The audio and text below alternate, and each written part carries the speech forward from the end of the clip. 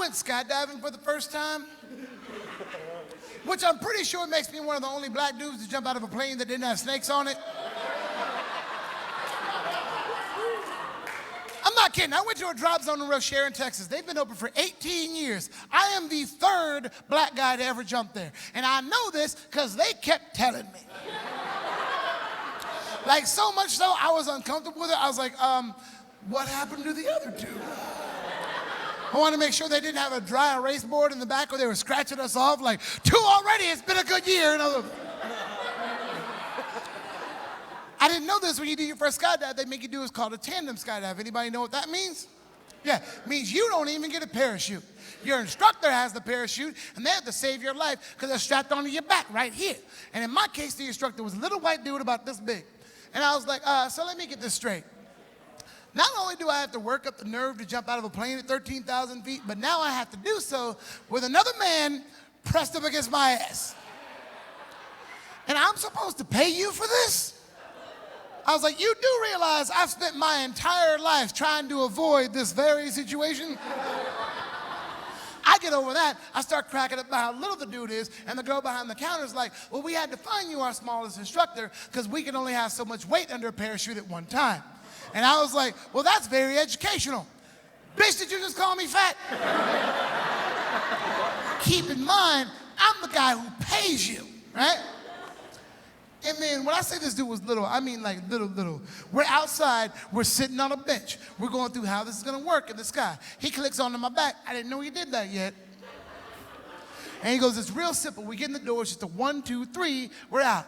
I thought we were really going through it. So I stood up off the bench, and his little legs are just dangling off the back of me like he is up off the ground. He's like, put me down. Like, looked like I had on a reparations backpack, you know?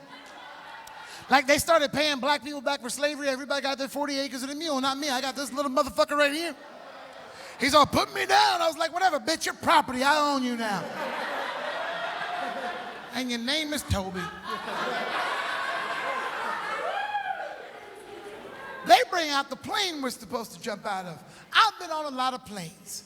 I expected something safe, made of metal, with engines, and I don't know, seats would have been nice. No. This thing comes out. It's got a propeller and little radio flyer wagon wheels, and I was like, excuse me, I am not getting on that.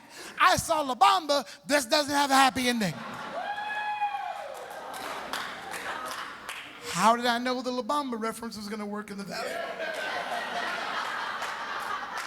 Here's the thing. I can't back out of this even if I wanted to, because like a genius, I invited all my friends to come and watch me jump out of an airplane. Let me tell you something about my friends. They're dicks.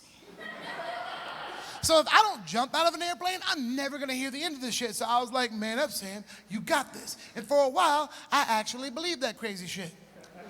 Till we get about 10,000 feet in the air, and that's when they open the door on the side of the plane.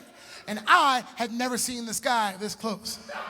I'm looking out like, oh my God, there are clouds out there, and I gotta go out there with them. I was like, pull it together, pull it together, pull it together. We get up to 13,000 feet. They give us the green light. Holy shit. I'm trying to tell you a story about the day I almost died. Nothing you motherfuckers have to say is as interesting as this.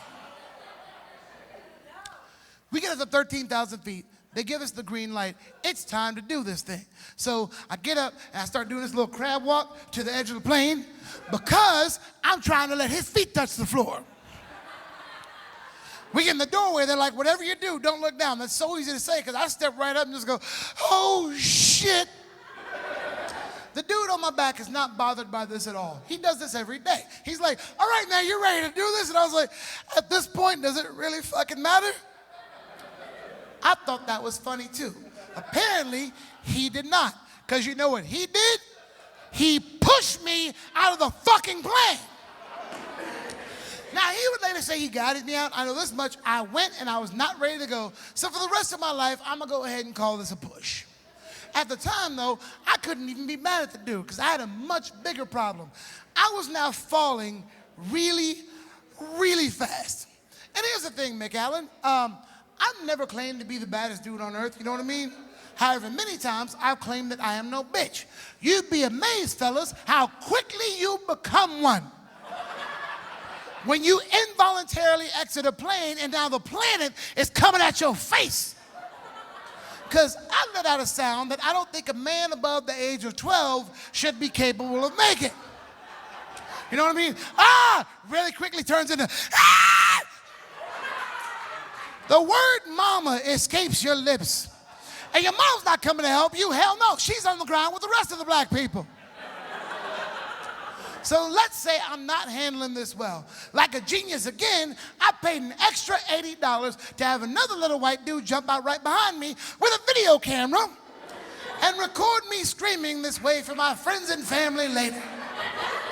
He comes into my peripheral vision, and you know what? Testosterone is amazing, because even in this situation, it takes over. It's like, pull it together, man. We ain't gonna look like no faggot on camera.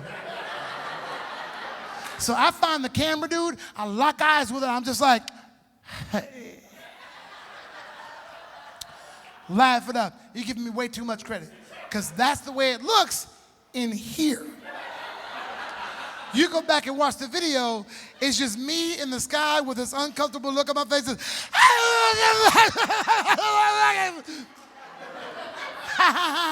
That video costs $80 goddamn. And it'll be available on YouTube as soon as I lose the last bit of my dignity.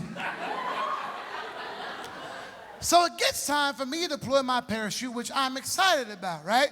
But remember when I told you my friends were dicks? I didn't know this, but when we got to this place, they told everybody there that I was a comedian. Well, it's at this point that the little midget on my back decides he's one too. Because I'm supposed to pull this thing at 6,000 feet. I can't see what's going on behind me, so I don't see that at 7,000 feet. He looks into the camera and goes, and then wraps this cord around his finger so that when I reach back and pull it, it won't go anywhere. So I have a little thing that tells us how high we are right here. I look down, I see 6,000. I'm like, thank God, get me out of here. I reach back, I pull, and nothing happens. And if I ever let you watch the video, you can see the exact second that that thought registers within my brain, because there's a look of sheer terror that comes over my face. Like, I became a white dude for like 2.5 seconds.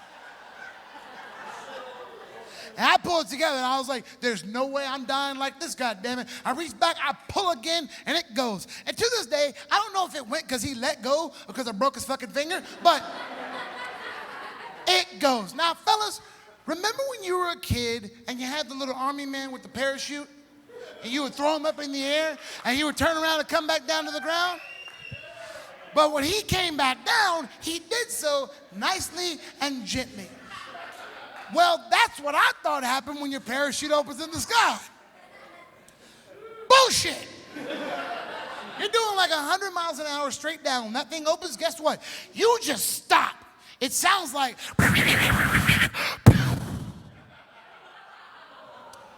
And then it's really quiet in the sky. And there are birds looking at you like, hey, what the fuck you doing up here? I'll tell you exactly what I was doing. I was thanking every God I could for getting this parachute. About, thank you, Jesus, Buddha, Allah, Oprah, whatever. Dude on my mic is just laughing hysterically. I'm like, what's so funny, man? I don't know if you caught this, but we kind of almost died. And he goes, hi, it's a little skydiving humor. And I go, I didn't find it very funny. He goes, enjoy the ride, man. I think you'll find that skydiving is one of the rare activities that's better than sex. And I said, can we not use the word sex with you pressed up against my ass, please? I'm saying Demaris, McAllen. You guys have been amazing.